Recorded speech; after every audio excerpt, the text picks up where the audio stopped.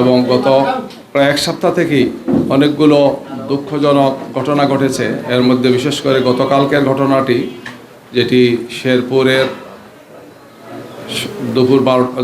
দুপুর 3টার দিকে, বেলা 3টার দিকে ঘটনা ঘটেছে। আমরা সেটা নিয়ে আজকে মূলত প্রেস ব্রিফিং করব, বিস্তারিত আপনাদেরকে বলবো। এছাড়াও আরও কিছু বিষয় আছে, আমাদের অন্যান্য দলের যারা আছেন তারাও কিছু কথা বলবেন। আমরা আপনাদের সামনে সেই লিখিত বক্তব্যটা এখানে পেশ করছি।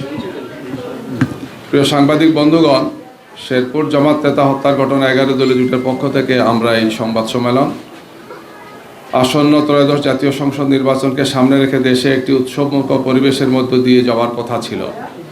জুলাই বিপ্লবের পরে দেশের রাষ্ট্রকাঠামো ও রাজনৈতিক সংস্কৃতির পরিবর্তন সাধনের মাধ্যমে রাজনৈতিক দলগুলোর মধ্যে পারস্পরিক শ্রদ্ধাবোধ, সহমর্মিতা ও সহযোগিতার পরিবেশ বজায় থাকার কথা ছিল। কিন্তু গতকাল 28শে জানুয়ারি শেরপুরের ঝিনাইগাতি উপজেলায় ঘটে যাওয়া ঘটনা সেই উৎসবমুখর পরিবেশকে ম্লান করে দিয়েছে। উপজেলা প্রশাসনের আয়োজনে ঝিনাইগাতি ও শ্রীবর্দী উপজেলা সংশ্লিষ্ট নির্বাচনী আসনের প্রার্থীদের নিয়ে ইশতেহার ঘোষণা অনুষ্ঠান আয়োজন করা হয়। সেখানকার স্থানীয় প্রশাসনে আয়োজনটা করেছিলেন। এই অনুষ্ঠানকে কেন্দ্র করে বাংলাদেশ জাতীয়তাবাদী দল বিএনপির এক দল উচ্ছৃঙ্খল নেতাকর্মীদের অব্যাহত উস্কানির কারণে 11 দলীয় জোট ও বিএনপি নেতাকর্মীদের মধ্যে সংঘর্ষ বাধে। সংঘর্ষের এক পর্যায়ে বাংলাদেশ জামাত ইসলামীর শ্রীবর্দী উপজেলার সেক্রেটারি ভাই রেজাউল করিমকে কুপিয়ে হত্যা করে বিএনপির একদল সন্ত্রাসী। ঘটনার সূত্রপাত হয়েছিল সাংবাদিক বন্ধুগণ এভাবে। আপনারা জানেন যে ঝিনাইগাতি এবং শ্রীবর্দী উপজেলা মিলে শেরপুর 3 আসন। গতকাল দুপুর 2:30 শেরপুরের ঝিনাইগাতি স্টেডিয়ামে শেরপুর 3 আসনের সহকারী রিটার্নিং কর্মকর্তার উদ্যোগে সকল প্রার্থীর ইশতেহার প্রকাশ অনুষ্ঠান ছিল। যথারীতি জামাত এবং 11 দলীয় জোটের প্রার্থী নুরুজ্জামান বাদল, যিনি আবার আমাদের সেই জেলার সেক্রেটারিও, নেতাকর্মীদের নিয়ে যথাসময়ে অনুষ্ঠানস্থলে উপস্থিত হন এবং অনুষ্ঠানস্থলে আসন গ্রহণ করেন। বিএনপি প্রার্থী মাহমুদুল হক রুবেল তার সমর্থক কর্মীরা সেখানে আসেন, কিন্তু অনেক বিলম্ব করে তারা এখানে আসেন। তখন বিএনপি নেতারা ইউএনএকে অর্ধেক আসন ভাগ করে দিতে বলেন। দেরিতে এসে বলেছেন যে সমাবেশের অর্ধেক আসন খালি করে দিতে হবে, তাদের জন্য আলাদা বরাদ্দ দিতে হবে। ইউএনও জামাত প্রার্থীকে অনুরোধ করেন কিছু চেয়ার ছেড়ে দিতে। জামাত 11 দলীয় প্রার্থী নুরুজ্জামান বাদল মাইকে কর্মীদের আসন ছাড়তে বলেন।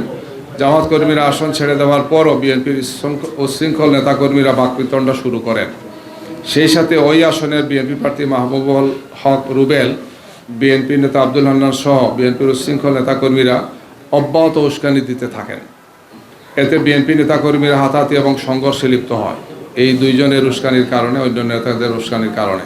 এই অবস্থায় পুলিশ প্রশাসন বিএনপি নেতাকর্মীদের নিবৃত্ত না করে বরং নিষ্ক্রিয় দর্শকের ভূমিকা পালন করে। সাংবাদিক বন্ধুরা, সংঘর্ষের এক পর্যায়ে বিএনপি প্রার্থী মাহমুদুল হক রুবেল সহ নেতাকর্মীরা স্টেডিয়াম থেকে বেরিয়ে স্টেডিয়ামের দক্ষিণে ঝিনাইগাতি বাজারে অবস্থান নেয়। তারা মাঠে অবস্থান করে জামাত এবং 11 দলীয় প্রার্থী এবং সমর্থকরা। এ সময় বিএনপি সমর্থক ফাহমি গোলন্দাজ সোহেল সে ফেসবুকে জামাতের বাদলকে, অর্থাৎ নুরুজ্জামান বাদল, যিনি আমাদের ওই আসন নমিনি প্রার্থী, জেলা সেক্রেটারি, তাকে পেলে জবাই করা হবে এই মর্মে উস্কানিমূলক স্ট্যাটাস দিতে থাকে। এই অবস্থায় ঝিনাইগাতি বাজারে দেশীয় অস্ত্র নিয়ে অবস্থান নেয় বিএনপি নেতাকর্মীরা এবং জামাত 11 দলীয় প্রার্থীকে স্টেডিয়াম থেকে বের হতে না দেওয়ার ঘোষণা তারা দেয়। সেখানে থাকা বিএনপি নেতাদেরকে পুলিশ প্রশাসন রাস্তা ছেড়ে দেওয়ার অনুরোধ করলে তারা অস্বীকৃতি জানান। এই অবস্থায় মাইকে বিএনপি নেতাকর্মীরা অব্যাহত উস্কানি দিতে থাকে, যাতে উভয় পক্ষের নেতাকর্মীদের মধ্যে উত্তেজনা ক্রমান্বয়ে বাড়তে থাকে। প্রশাসনের কোনো সহযোগিতা না পেয়ে সন্ধ্যা 5:45টার দিকে ঝিনাইগাতি স্টেডিয়াম এলাকায় থাকা জামাত এবং 11 দলীয় জোট প্রার্থী নুরুজ্জামান বাদল নেতাকর্মীদের নিয়ে মিছিল সহকারে প্রবেশের চেষ্টা করেন।